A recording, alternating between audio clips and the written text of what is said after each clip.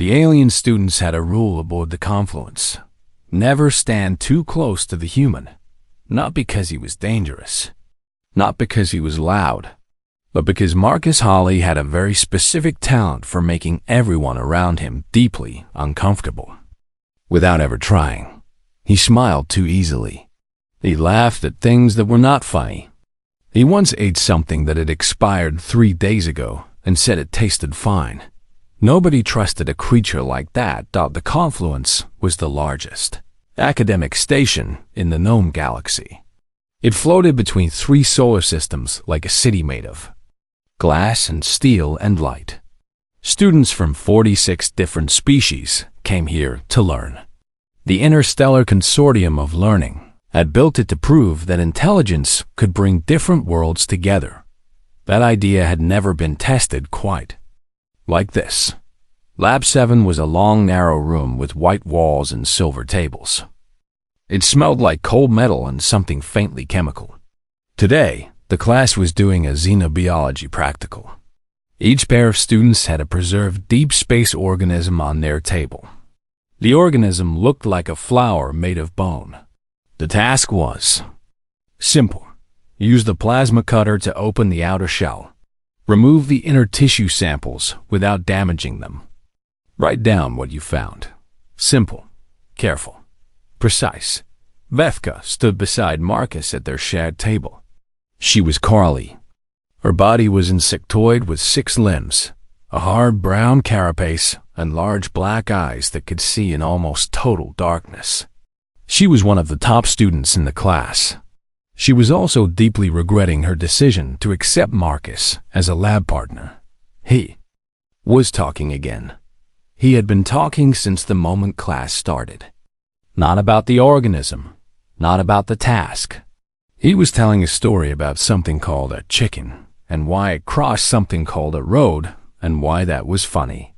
Vethka did not understand the joke. She had asked the translation matrix 3 times. It kept returning the same answer, meaning unclear. Possibly a philosophical statement about purposeless movement. She nodded anyway, and focused on her plasma cutter. Marcus was still laughing at his own joke when his hand slipped odd. It was a small movement. Just a slight turn of the wrist at the wrong moment. The plasma cutter dragged sideways across the back of his left hand. The cut was clean and immediate. About 4 centimeters long. Not deep enough to hit bone, but deep enough to open the skin completely and show the dark red underneath. Vethka saw it happen. She did not speak for 1 full second. Her black eyes locked onto the wound. Then her translation chip registered what she was seeing, and her entire body responded before her mind could stop it. She made a sound. A high, sharp sound that came from somewhere deep in her thorax. It was the Corelli distress call, the one they made when a member of the nest was critically injured. Every alien head in the room turned. Sira dropped her specimen. Tool. She was Dravos. Tall, reptilian, with silver scales and eyes like copper coins. She prided herself on being unshakable. She had once sat through a solar flare warning without flinching.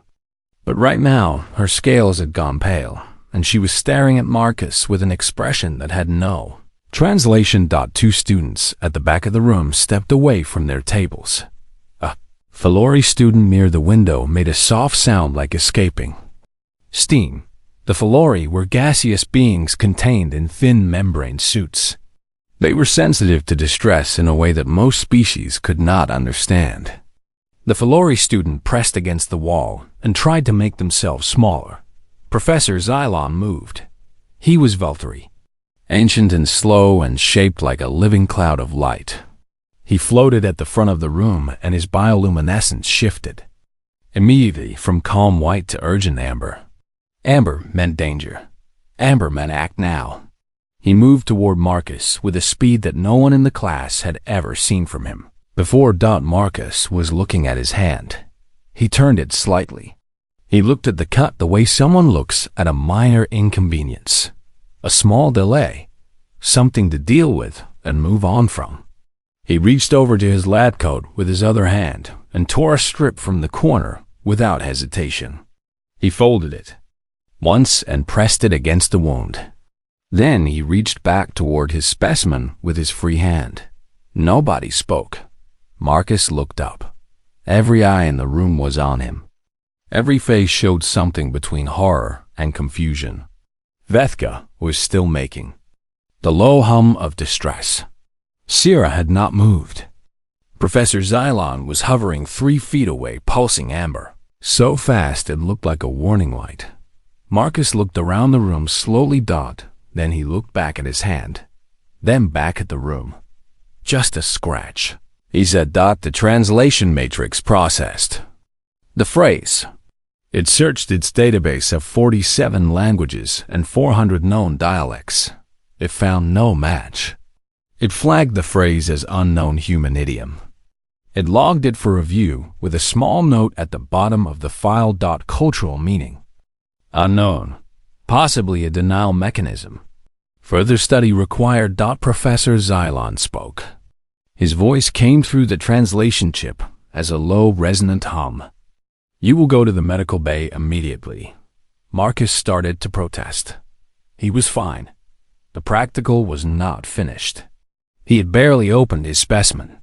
But Professor Xylon moved closer and the amber light intensified, and Vethka made the distress sound again, and Marcus looked at all of them and seemed to do a private calculation. Fine, he said. He picked up his wrapped hand and walked toward the door. Then he stopped and looked back. Are we going to talk about the chicken joke at some point? He asked. Nobody answered. He shrugged and walked out. The room remained silent for a long time after he left. Sarah finally looked down at her hands. She noticed they were trembling slightly. She put them flat on the table and pressed down until they stopped. Vethka closed her eyes and breathed slowly through her spiracles, the way her mother had taught her to do when things became too large to understand. Professor Xylon floated back to the front of the room. His light had not returned to white yet. It was still a pale amber, fading, but not gone. He looked at the door where Marcus had walked out. Then he looked at the small dark stain the human had left on the edge of the table where his hand had rested. For just a moment before he walked away, he was quiet for a very long time. Then he said in a voice so low that some students almost missed it through their translation, Chips, resume the practical. But nobody moved for another full minute, and somewhere in the station database a small file sat open and blinking with a phrase inside it that no algorithm in the galaxy could yet explain. Just a scratch. Commander Tallis had seen a lot of things in 20 years of station medicine. She had treated a Corali cadet who had lost 2 limbs in a reactor accident. She had stabilized a Velthari elder after a gravitational pressure failure. She had once spent 6 hours keeping a Filori student from fully dispersing after an emotional breakdown. She had seen fear and pain and confusion from 40 different species, and she had learned to remain calm through all of it. She was not prepared for Marcus Hale. He walked into the medical bay with a torn piece of lab coat wrapped around his hand and asked if there were any snacks. Not in a delirious way. Not in a way that suggested he was confused from blood loss. He was completely present and completely calm and completely focused on whether the nutrition dispensers near the east wall had anything good. Vethka walked in right behind him. She had followed him from the lab without being asked. Her carapace was still vibrating slightly, which was the Corali equivalent of trembling. Sierra had come too. She stood in the doorway with her arms folded and her copper eyes fixed on Marcus with an expression that she was trying very hard to make look like scientific curiosity instead of alarm. Commander, Tallis pointed at the examination. Table. Sit, she said. Marcus sat. He unwrapped his hand without being asked and held it out. Tallis brought her scanner over and passed it slowly above the wound. The results came up on the display beside her. 4.2 centimeters. Moderate depth. Clean edges. No debris in the tissue. Some minor vascular disruption, but nothing critical. She cross-referenced it with the Narrated medical database, first out of habit. On a Narrated, this injury required immediate tissue bond treatment and 3 days of mandatory rest. Movement risked reopening the deeper tissue layers. Pain response would be significant, enough to require mild sedation before treatment, and that she cross-referenced the Corelli database. On a Corelli, this wound class was considered critical. The carapace protected most of the body, but exposed tissue. Damage of this kind triggered a full nest emergency response. Treatment required specialist intervention and 10 days of recovery. She looked at Marcus. He was watching the nutrition dispenser across the room. "I will apply the cellular regenerator," she said. "It will close the wound in approximately 4 minutes." Marcus turned back to her. He looked at the regenerator. Then he looked at his hand.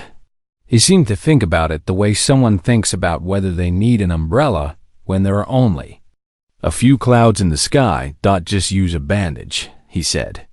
Save the regenerator for someone who actually needs it. Talis stared at him. Vethka made a small sound from the corner. Sira unfolded her arms.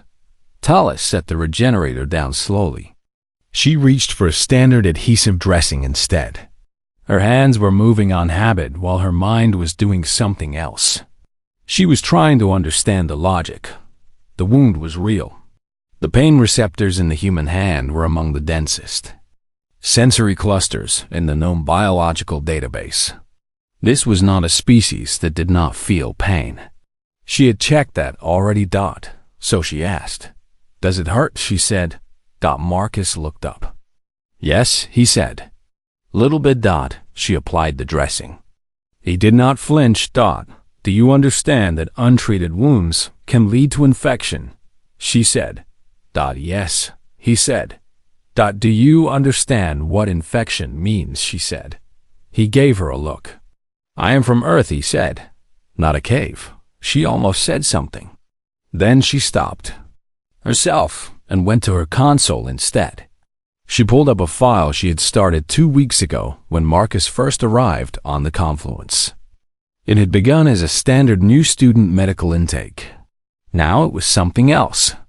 She had added notes to it late at night, when the medical bay was quiet, and she found herself thinking about the things the human did and said, and did not seem to understand were remarkable. She opened the pain tolerance index. It was a comparative biological database maintained by the Consortium Medical Authority. It ranked known species by their measurable pain threshold. The scale went from 1 to 100. 1 meant minimal tolerance. 100 was theoretical maximum. She turned the display outward so the room could see it. The Filori were at 11. Pain was essentially incompatible with their biology. Too much stimulus and they simply came apart. The Nairi were at 30. 8. Solid. Functional. Enough to serve in demanding roles. The Dravas were at 52. Sira looked at her own species number with quiet satisfaction. The Corelli were at 44. Vethka looked at the number and then looked at Marcus. The human entry was near the top of the list. 79. Talis had checked that number 4 times when she first found it. She had submitted a query to the database maintainers asking if it was an error. They had written back within a day. It was not an error. It had been verified across multiple human medical studies submitted to the consortium over the past 3 decades. Humans felt pain on a level comparable to species that evolved in high predator environments.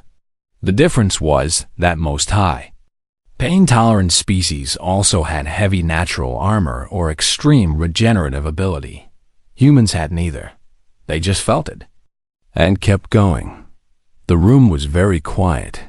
Sira was looking at the number with an expression that was no longer even pretending to be scientific curiosity. It was something rawer than that. She had spent her whole academic life quietly proud of Dravas endurance, She had told younger students back home that her species were among the hardiest in the galaxy. 52. She looked at the human sitting on the examination table with a bandage on his hand, asking again about snacks. 79. Vethka moved closer to the display. She looked at the numbers for a long time. Then she turned to Marcus and asked the question in a voice so small it barely carried across the room. "Does it hurt right now?" she asked. Marcus rolled his shoulder. "Little bit," he said. "It is fine." Vethka looked at him. Then she looked at the display. Then she looked at him again. She reached into the side pouch of her field kit where she kept her personal research notes, and she pulled out her writing tool and she opened a new file. She titled it carefully, "Human Wellness Check. Unclear if subject understands on mortality." She began writing. Marcus finally got up and walked to the nutrition dispenser. He pressed 3 buttons and retrieved something wrapped in silver foil. He tore it open with his teeth and took a bite. "Good," he said to no one in particular. Commander Tallis sat very still at her console. She had been in medicine for 20 years. She had studied biology from one end of the consortium to the other. She thought she had developed a complete picture of what life looked like across the known galaxy. She was beginning to suspect she had missed something important. She saved the file, added 3 new notes. Then she sat back and watched the human eat his nutrition bar, and she felt something she had not felt since her very first year of training. She felt like a student again. The story spread the way all strange things spread on a closed station, quietly at first. Then all at once. By the next morning, half of the confluence had heard something. A human got hurt in Lab 7, not badly, not in a way that required emergency response. But the alien students around him had reacted as though they had watched something terrible happen, and the human himself had looked at his own wound and said something that the translation matrix still could not fully explain. Just a scratch. Students whispered it to each other in the corridors. They said it carefully, like it was a phrase in a language they did not fully trust. Some of them asked the translation matrix again. It kept returning the same result. Unknown human idiom, meaning unclear. Filed for further review. Professor Xylon had not stopped thinking about it. He had floated through 2 full cycles of the station rotation in quiet consideration. He had reviewed human biology files from the consortium archive. He had cross-referenced pain response data with behavioral patterns. He had read 3 different academic papers submitted by consortium researchers over the past 20 years about human physiological anomalies. Each paper ended with some version of the same conclusion. Remarkable. Requires further study. No current explanation satisfying. On the 3rd day, he sent Marcus a message. It was a simple invitation, an informal seminar. A few interested students. Just a conversation. Come when you are free. Marcus arrived 12 minutes late with a nutrition bar in his hand and a small stain on the sleeve of his uniform that may have been from breakfast. He looked around the room and found about 30 students packed into a space designed for 15. Every species on the station was represented. The Filori student from Lab 7 was in the far corner, looking somehow both present and ready to leave at any moment. Marcus looked at all of them. Then he looked at Professor Xylon. "Why is this?" he said. "A conversation," Xylon replied. "Please sit." Marcus sat. He took a bite of his nutrition bar. He waited. Zylon began simply. He said that the incident in Lab 7 had raised questions, not about Marcus specifically, about humans generally, about the relationship between the human body and pain, and how humans historically responded to injury. He asked Marcus to speak about it, casually, in his own words. Whatever came to mind. Marcus looked at the ceiling for a moment. Then he shrugged and started talking. He talked about old Earth, about the time before the medical technology that humans had now. He was not performing. He was not trying to impress anyone. He was just talking the way someone talks about history they learned young and never thought was particularly special. He spoke the way someone describes the weather in the place they grew up. Matter of fact, ordinary. He talked about battlefields. He said that for most of human history, when soldiers were wounded in combat, there was very little that could be done quickly. No cellular regenerators, no tissue bond treatment, sometimes no medicine at all. Surgeries were performed without any method to stop the pain. Wounded soldiers bit down on pieces of leather or wood to keep from screaming. Not because it helped, just because they had to keep going, and there was no other option. The room was very still. He talked about broken bones. He said that humans broke bones with some regularity throughout history. Farming accidents, falls, conflict, construction. In many cases, the bone was set back into position by hand, without sedation, without pain-blocking technology. The person making the repair simply told the injured person to hold still and then did what needed to be done. After a few weeks of rest, the person went back to work, back to the field, back to whatever they had been doing before. Sierra had stopped breathing at a normal rate. He talked about something called pushing through the pain. He said it was a phrase humans used. It meant that the pain was real and present, and you felt all of it, but you moved forward anyway, because the alternative was stopping, and stopping was not acceptable. It was not that humans ignored pain. It was that pain had never been a command to stop. It was information. It told you something was wrong. You registered that information, and then you made a decision about what to do next. Sometimes what you did next was rest, but often what you did next was keep moving. The translation matrix encountered the phrase pushing through the pain and did something it rarely did. It flickered, not a full failure, just a brief hesitation. As if the phrase had introduced a concept, the system needed an extra moment to process. Then Marcus said something that no one in the room had expected. He said that humans were not the strongest species that ever lived on Earth. He said that clearly and without drama. He said there were animals on Earth that could crush a human body without effort. There were parasites smaller than a grain of sand that could kill a human in days. There were plants that were poisonous to the touch. The oceans were full of things that ate humans when given the chance. For most of evolutionary history, humanity had been a medium-sized creature with no armor, no venom, no exceptional speed, and no natural weapon of any particular note. He paused and looked at the nutrition bar in his hand, and yet he said, "Here, we?" Nobody spoke.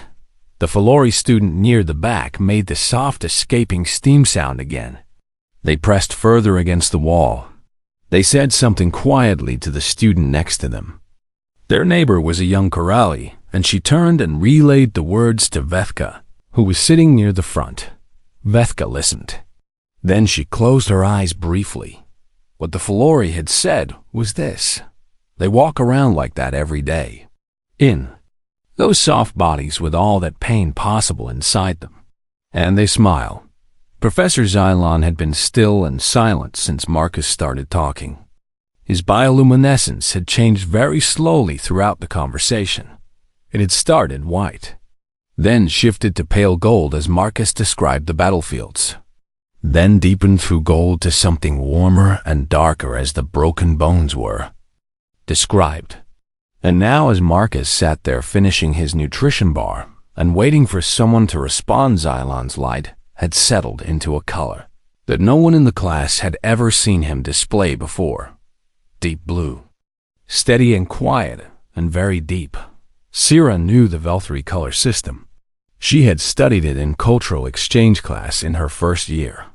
White was neutral. Amber was alarm. Pale gold was interest. Deep gold was respect. Deep blue was something rarer. Deep blue was awe. One of the older students near the door raised a hand. and asked the question that everyone was thinking. If your history was so painful, he said, why did your species not simply stop? Why not find a way to avoid the danger? Why continue? Marcus looked at him. Because stopping was also dangerous, he said. Because staying still on Earth meant something else would find you. Because the only way forward was forward. He paused, and then he said something very quietly, almost as if he was saying it to himself rather than the room. We did not evolve to avoid pain, he said. We evolved to survive it. The room did not erupt into noise. It did not fill with questions. It did something much heavier than that. It went completely silent.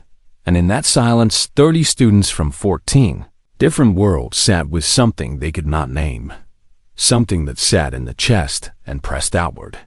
Something that felt very much like the moment before understanding arrives.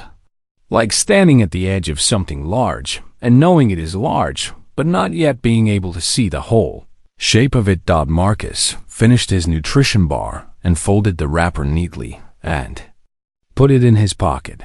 Are we done? He asked. Professor Xylon glowed deep blue in the silence. Not even close, he said softly. 2 weeks passed. The station returned to something like normal. Classes continued. Labs were completed. Students ate and slept and studied and complained about assignments in 14 different languages. Marcus Hawley went back to being the slightly strange human in Lab 7, who laughed too easily and told jokes that confused the translation matrix. But things were different in small ways. Students watched him now. Not obviously, not in a way that could be called staring. But when Marcus walked into a room, there was a subtle shift. A quiet attention. Like the way you watch a fire after someone has told you that the fire is older and stranger than you thought. Vethka had added 11 pages to her wellness file.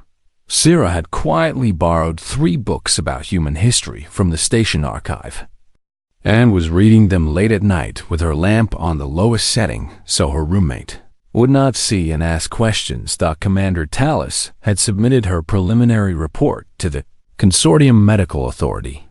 They had written back within 48 hours. The response was longer than any reply she had received in her 20-year career. They wanted more data. They wanted documented observations. They wanted her to continue. She had not needed them to ask.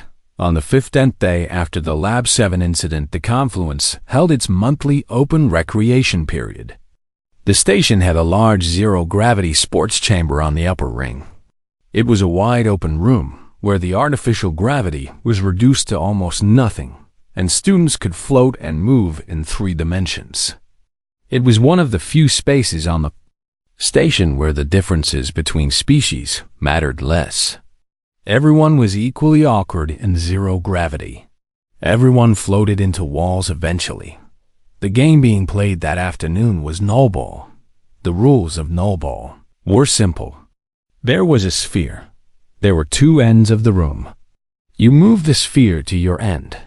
You did not drop it, and you did not let the other team take it. Everything else was allowed within reason. It was a game invented by the Dravas, and it was considered one of the more physical options in the station recreation schedule.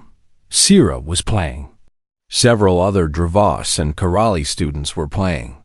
And Marcus was playing because Marcus always showed up when something physical was happening and asked if he could join, and nobody had yet found a good reason to say no. The observation deck above the chamber had a good crowd. Students who were not playing gathered along the transparent barrier and watched. It was a good game, physical, fast. The zero gravity made it unpredictable in a way that was interesting to watch. Things moved in unexpected directions. Players had to think in 3 dimensions all the time, or they fell behind. Marcus was good at it, surprisingly good. He moved through the zero-gravity space with an instinct that several other students lacked. He could calculate trajectories quickly, and he was not afraid of contact the way some of the more physically cautious species were. He had been hit several times in the first 20 minutes, and he had hit the walls twice, and both times he had pushed off and kept going. Then came the moment that changed everything again. He was cutting across the center of the chamber at speed. The sphere was ahead of him. A Drivos player was to his left. He reached forward, and his fingers had just closed on the sphere when the trajectory shift hit him. Someone passed at an unexpected angle from his right. He turned to avoid the collision, but the station wall was closer than he had calculated. He hit it wrong. His shoulder made contact with the structural support beam at the edge of the chamber wall. Not the padded section, the actual beam. There was a sound that every student on the observation deck heard clearly. A heavy flat impact sound followed immediately by something that some students would later describe as a small pop. Marcus dropped away from the wall and floated slowly toward the center of the chamber. He looked at his shoulder. His left shoulder was sitting at an angle. That was not the correct angle for a shoulder. The chamber went still. Players stopped. The sphere drifted away unclaimed. 3 students on the observation deck stood up without meaning to. Sira turned from across the chamber and saw it, and her scales went pale for the second time in 2 weeks. Vethka was on the observation deck. She made the distress sound immediately. Both hands pressed against the transparent barrier. Her eyes were locked on Marcus. Marcus looked at his shoulder for approximately 2 seconds. Then he looked around the chamber wall. He found the nearest fixed structural panel, a flat vertical surface about 1 meter to his left. He pushed toward it. He reached it. He turned his body. He braced, and then he slammed his own shoulder against the panel. There was another sound, this one shorter, more definitive, followed by a sharp intake of breath from Marcus that lasted perhaps half a second. Then he rolled the shoulder slowly, once, twice, tilted his head toward it, pressed his right hand against it briefly, and squeezed.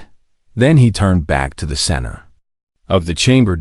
Where is the sphere? He said. Nobody answered.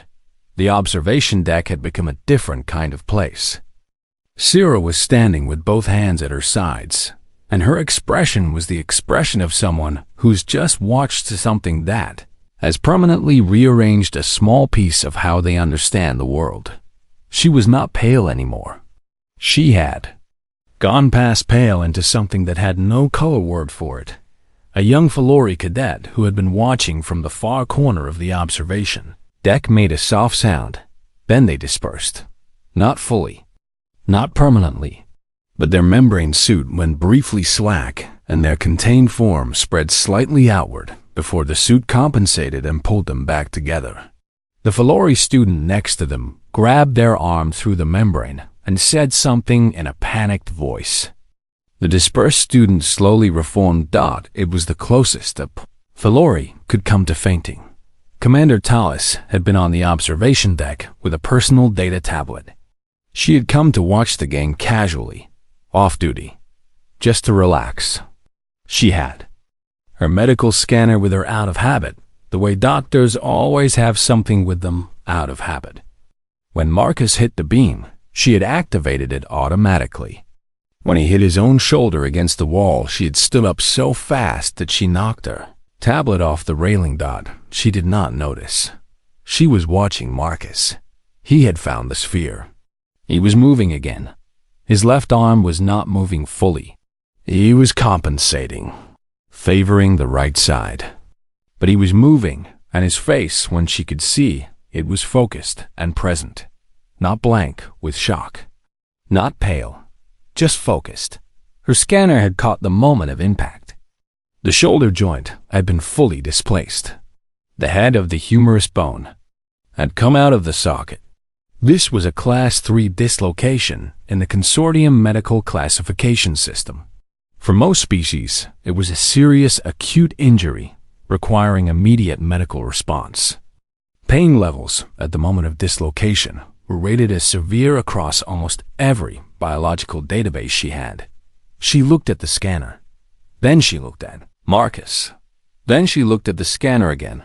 she was going to write another report. A longer one this time. She could already feel the shape of it forming in her mind. But she did not move yet. She stayed at the railing with her scanner in her hand, and she watched him play. He scored twice in the next 10 minutes. When the session ended and the gravity came back on, Marcus walked toward the exit, rotating his shoulder slowly and making a face that was somewhere between uncomfortable and thoughtful, like someone working out a puzzle. Students cleared a path for him, not because he asked. They just did. Without discussing it, he walked past Vethka, who was waiting near the door. She looked at him. Her black eyes were very wide. He looked back at her. He raised his eyebrows. "I'm fine," he said. That night, Commander Tallis sat at her desk in the medical bay and started a new document. She typed the title slowly and carefully. On the psychological and physiological anomaly of human pain normalization. A preliminary study. She wrote for 3 hours. When she reached the final footnote, she paused. For a long time. Then she typed one sentence and stopped. Subject remained cheerful throughout. She looked at it. Then she added, one more word. Subject remained cheerful throughout. Always. She saved the file and sent it to the Consortium Medical Authority. Then she sat back in her chair and stared at the ceiling of the medical bay for a very long time in the dark and quiet of the station night. And far across the station, the translation matrix opened the flagged file from Lab 7. It had been processing for 2 weeks. It had cross-referenced human behavioral patterns. It had analyzed recorded instances of the phrase across human history in the Consortium archive. It had compared it to similar idioms from other languages. It had not yet reached a conclusion. It was satisfied with. It kept searching. A month passed after the Null Bowl incident. The confluence moved through the quiet space between systems the way it always did. Unhurried, steady, full of the soft hum of recycled air, and the distant sound of students moving through corridors, and the small daily machinery of 46 different lives existing together in one place. Marcus Halle became something he had no name for. Not famous exactly. Not feared. Not admired in the loud way. It was quieter than all of those things. When he walked into the dining area, conversations did not stop, but they shifted slightly. Students watched him from the corners of their eyes. When he sat down and laughed at something or dropped his cup or complained about the taste of the Tuesday protein ration, there was a particular attention paid to it. Like watching something ordinary happen to something that was not ordinary at all, and trying to reconcile the two. He had no idea. He thought people were just getting used to him. He had always been the kind of person that took a little time to warm up to. He was fine with that. He ate his food and did his work and told jokes that confused the translation matrix and went on with things. Vethka watched him every day. She had filled 31 pages in her wellness file. Some of it was clinical. Observations about movement, patterns, notes about pain indicators and recovery timelines. But some of it had become something else over the weeks. Less like a research file. More like a letter she was writing to herself about something she was still trying to understand. On the 32nd day, she went to find him. He was in the small observation corridor on the station's lower ring. It was a quiet stretch of the station. A long curved hallway with one full wall made of transparent material. Outside was space, the real kind. Dark and absolute and full of the light of things so far away that the light itself was ancient by the time it arrived. Marcus was sitting on the floor with his back against the inner wall and his legs stretched out in front of him. He had a small handheld screen in one hand and a cup of something warm in the other. He looked up when she arrived. "Hey," he said. She sat down next to him. Not close enough to crowd him, just close enough to be in the same conversation. She looked out at the space beyond the wall for a while. He did not rush her. He waited. She had practiced what she was going to say. She had written it out 3 times in the wellness file and deleted it each time. In the end, she decided to just say the simple version. "Does it not scare you?" she said. He looked at her. She kept her eyes on the stars.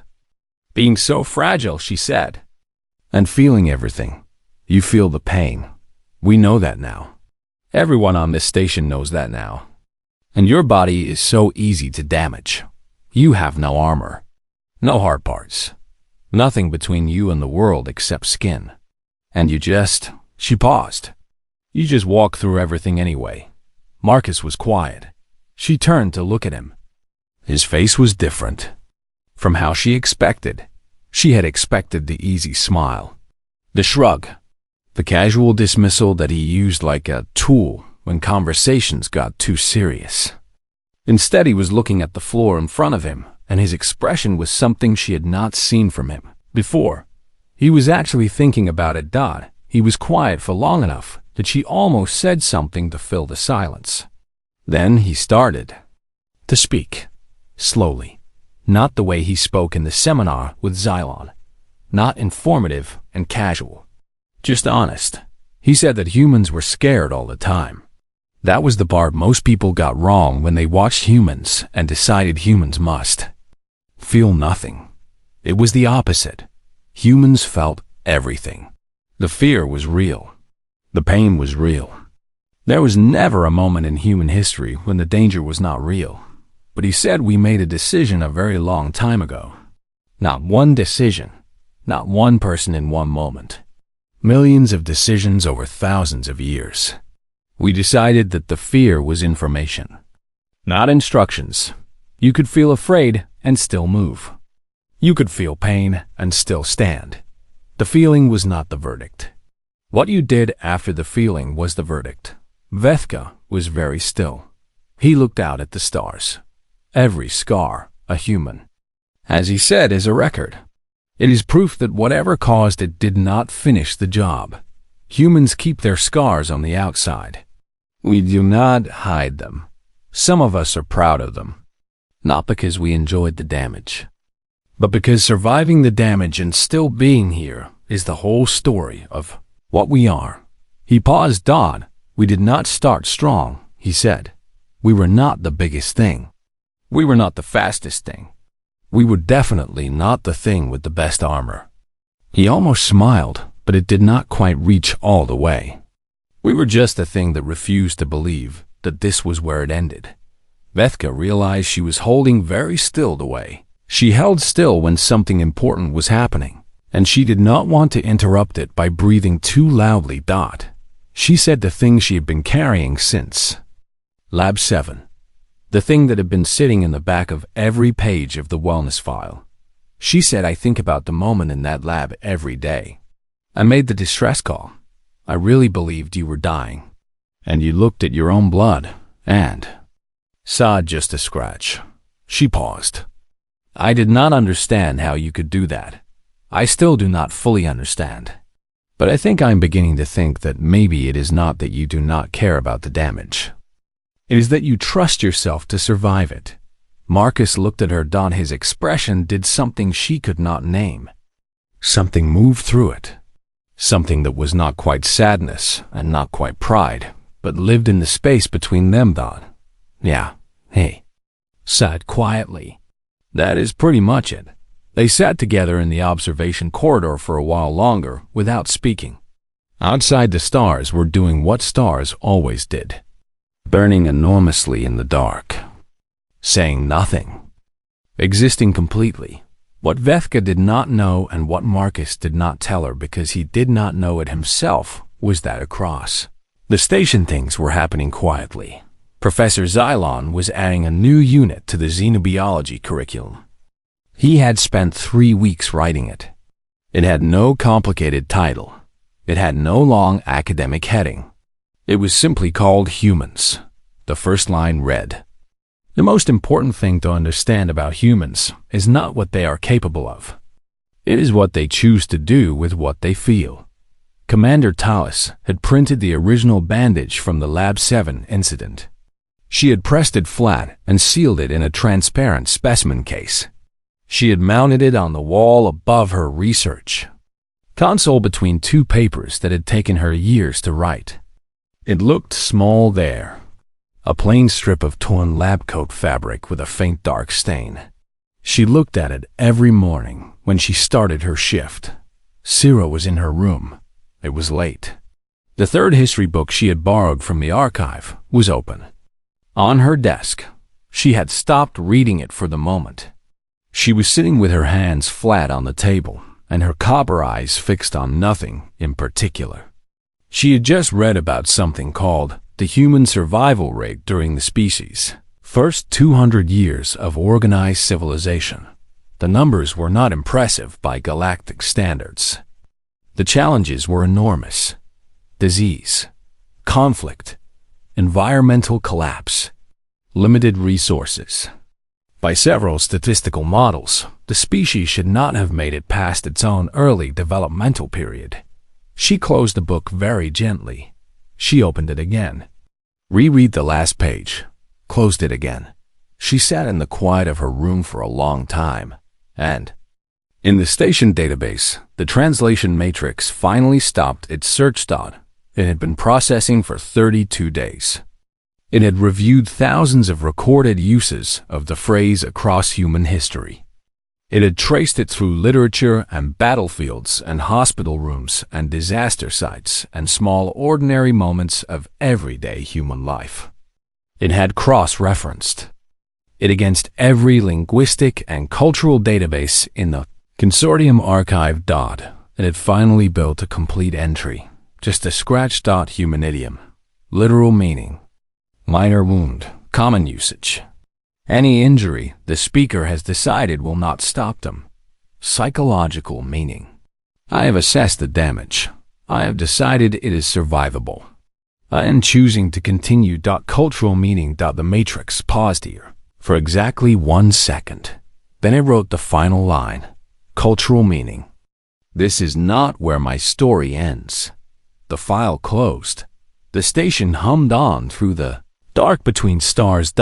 And somewhere in the observation corridor on the lower ring, a human and an insectoid creature sat side by side in the faint old light of ancient suns, and neither of them spoke, and both of them understood something new about the kind of thing it takes to keep going when everything in the universe is trying to convince you to stop. That it was not armor, that it was not size, that was not the absence of pain. It was the decision, made again, every single day, that this is not where it ends.